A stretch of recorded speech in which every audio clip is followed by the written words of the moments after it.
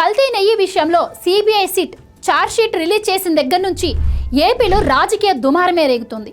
ఒక పార్టీపై మరొక పార్టీ తీవ్ర ఆరోపణలు ప్రత్యారోపణలు చేసుకుంటున్నారు. లడ్డూలో కల్తీ జరగడమే దారుణం, మహాపాపం అనుకుంటే ఒకసారి ఈ ఫోటో చూడండి. కల్తీనే కదా జరిగింది, దానిలో ఏం యానిమల్ ఫ్యాట్ లేదు కదా, అలా అని చెప్పి సిట్ కూడా ఛార్జ్షీట్లో మెన్షన్ చేయలేదు కదా అని సమర్థించుకోవడం ఇంకా దారుణం. లడ్డూలో నెయ్యి కాకుండా రసాయనాలు కలిపారు అని ఛార్జ్షీట్లో ఉంది కాబట్టి అసలు ఆ రసాయనాలు ఏంటి అని మనం తెలుసుకుంటే అది యానిమల్ ఫ్యాట్ ఉందా లేదా అని చెప్పి మనము కూడా ఒక ఒపీనియన్కి రావచ్చు. ప్యూర్ ఘీకి బదులు palm oil, palm kernel oil, palm stearin కలిపారు అన్నట్టు ల్యాబ్ టెస్టుల్లో చూపించింది. ఇవి నెయ్యి కంటే చాలా చౌక, కానీ నెయ్యిలా కనిపించవు.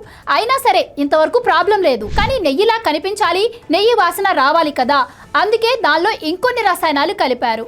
అదే కెమికల్ ఎస్టర్లు, బీటా కెరటిన్, ఫ్లేవర్ ఏజెంట్లు. అసలు ప్రాబ్లం అంతా ఇక్కడే ఉంది. ఫ్లేవర్ ఏజెంట్లు, కెమికల్ ఎసెట్లు రెండు సోర్సుల నుంచి రావచ్చు. మొదటిది ప్లాంట్ ఫ్యాట్ నుంచి వస్తే, అలాగే రెండవది యానిమల్ ఫ్యాట్ నుంచి రావచ్చు.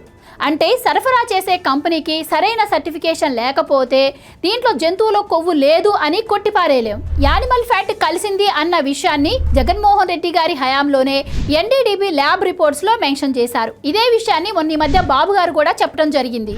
వైసీపీ చేస్తున్న ఆరోపణల కోణంలో చూస్తే యానిమల్ ఫ్యాట్ కలిసింది అన్న విషయాన్ని డిక్లేర్ చేయాలి అంటే జీసీఎంబీ డిఎన్ఏ అని 3 టెస్టులు జరగాలి. ఆ 3 టెస్టులు చాలా ఖర్చుతో కూడుకున్నవి, టైం కూడా ఎక్కువ పడుతుంది. అలాగే కోర్టు పర్యవేక్షణలోనే అవి జరగాలి. ఆల్రెడీ ఈ టెస్టులు జరిగి కూడా ఉండొచ్చు. ఒకవేళ జంతువుల కొవ్వు కానీ కలిసింది అంటే అది ఆవు, పంది, మేక లాంటి జంతువుల కొవ్వు అయి ఉండొచ్చట. మరి సిట్కు ఈ వివరాలన్నీ తెలిసినా ఎందుకు బయట పెట్టలేదు అంటే దీనికి కారణం ఉంది. ఈ కేసు దర్యాప్తు దశలో ఉంది. సో డేటా మొత్తం ఇప్పుడే బయట పెడితే నిందితులు తప్పించుకునే అవకాశం ఉంటుంది. అలాగే యానిమల్ ఫ్యాట్ కలవడం అనేది చాలా సెన్సిటివ్ అంశం. ఇది కానీ సడన్లీ సిట్ అనౌన్స్ చేస్తే దేశవ్యాప్తంగా కూడా భావోద్వేగాలు చెలరేగే అవకాశం ఉంది. అంతే తప్ప లడ్డూలో యానిమల్ ఫ్యాట్ కలవలేదు అని డిక్లేర్ చేసినట్టు కాదు.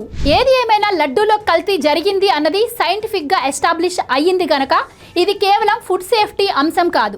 ఆగమ శాస్త్రాల ఉల్లంఘన, భక్తుల విశ్వాసానికి ద్రోహం, వ్యవస్థల వైఫల్యం. అందువల్ల ఇప్పుడు ఎంత సమర్థించుకున్నా కఠినమైన శిక్షలు మాత్రం తప్పవు.